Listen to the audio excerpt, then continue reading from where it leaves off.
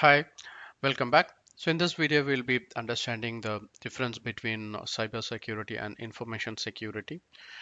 Many will get confused with cybersecurity and information security. Few will think both are same, or a few will have a different opinion on cybersecurity and information security. So through this video, I want to give the clarity about the cyber security and information security, and also we will understand more about information security. Basically, the cyber security involves in the range of practice, process, and technologies intended to protect the devices, networks, programs, and data from the attacks and unauthorized access. Basically, this cyber security is also to protect the information. We all know information, anything is information. Information may be a digital information or an analog information. Where this cyber security deals with the security of the information which is stored on the digital devices or the digital equipments, where the cybersecurity not only speaks about the security of the information, it also speaks about the security of the devices or the networks or the application which is involved in storing the data or processing the data. So basically, cybersecurity not only secures the data but also secures the resources and the technologies that is involved in storing the data and processing the data. And speaking about the information security, as I said earlier, so information is basically it may be a digital data or digital information or a non-digital information. So non-digital information like they may have some confidential information printed on a paper. Even that is also information. So here the information security deals with three important things, that is confidentiality, integrity, and availability of the information. So the information may be stored anywhere. It might be a digital information or an analog information which is printed in a paper or something like that.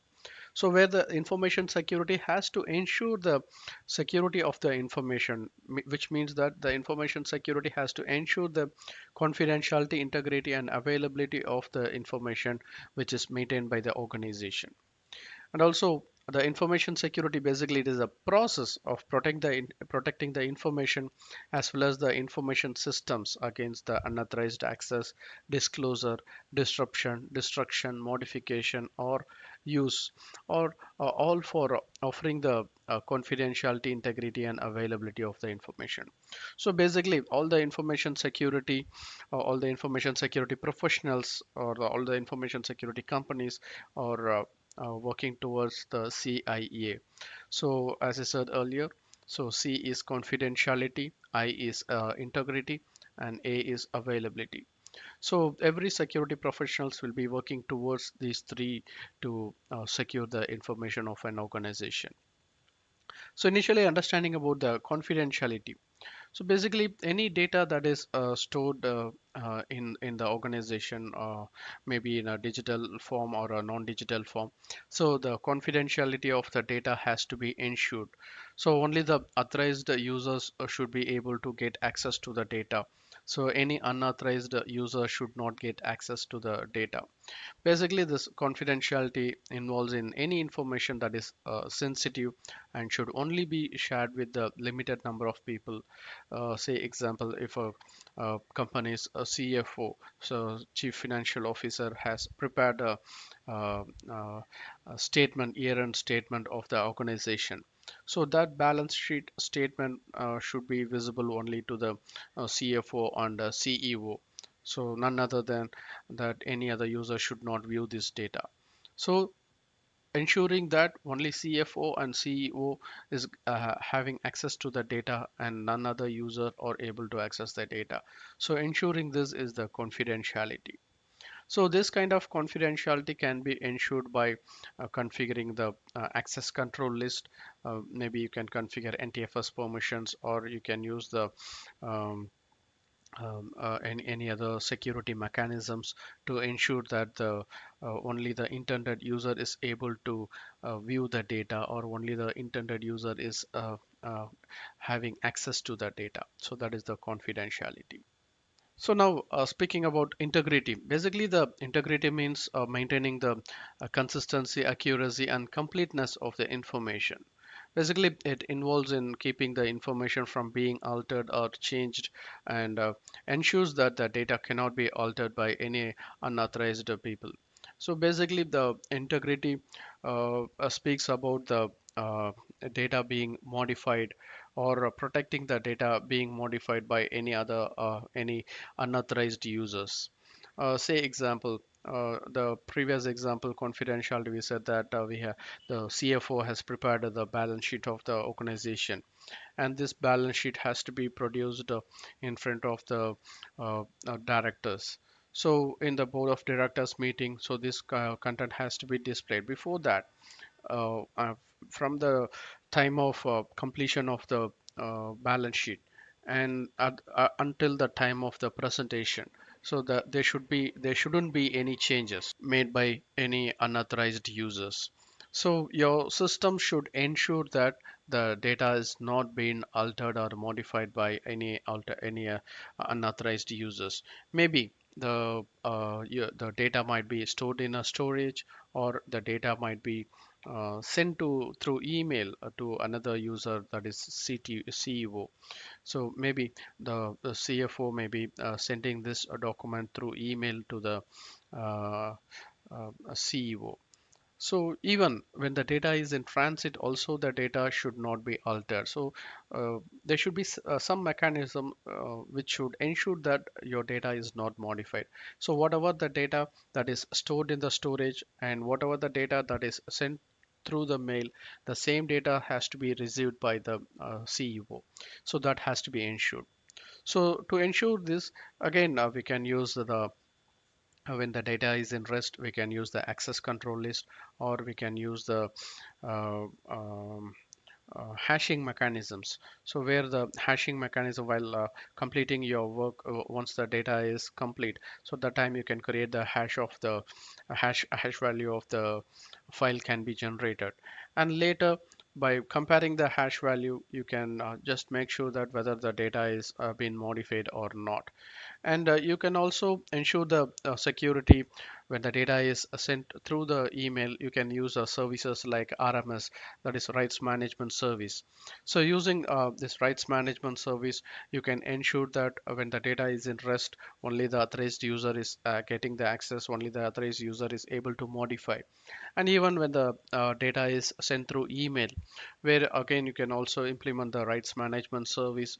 So where when a email is attached with some documents, so those emails cannot be forwarded to another user, or it cannot be printed through the printer, or it can screenshots cannot be captured.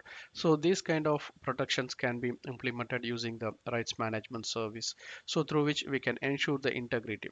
So basically the integrity can be ensured by configuring the access controls, or by using the hashing mechanisms. We can verify whether the changes is made or not. By using the rights, implementing the rights management service, you can ensure the data is not being accessed by any unauthorized users when the data is in rest, as well as the data is in transit. So that is about the integrity. And speaking about the availability, so the availability deals about the data which should be available whenever the intended user needs the data. So with the previous example where the CFO prepared a document, and the document should be can be shared with the CEO. So the whenever the CFO tries to access the data, so here the data should be available to him. Even whenever the CEO is trying to access the data, at the time the data should be available to him. There might be some possibilities where the data might not be available. Maybe a real attacker may try to destroy the file, or he may try to damage the file, or due to some other reasons, like through hard disk crash, or the server crash, or the network failure, or the data center failure or due to some natural calamity. So through the reasons may be any reason, but still the data should be available for the intended user at the required time. As I said earlier, when the CEO or the CFO is going to present this document in the board of directors meeting, so at the time of meeting, so they should be able to access the data and the data should be available. So to ensure the availability, again, you can configure the access control, so or the rights management service to ensure that any unauthorized user is not deleting or damaging the data. And even there might be some reasons like the hard disk failure or the server failure. So to overcome the hard disk failure, we may implement the RAID configuration so that even the disk failure may not lead to the data loss. And even for the server failure, you can configure the failover cluster. So if for your application or your data, instead of running one server, you may run multiple servers. In that case, if the active server goes down, immediately the passive server will become active. So through that, you can ensure the availability in case of the server failure. Even in case of a data center failure, the data center failure may occur due to some natural calamity or some accidents like fire accident or something like that.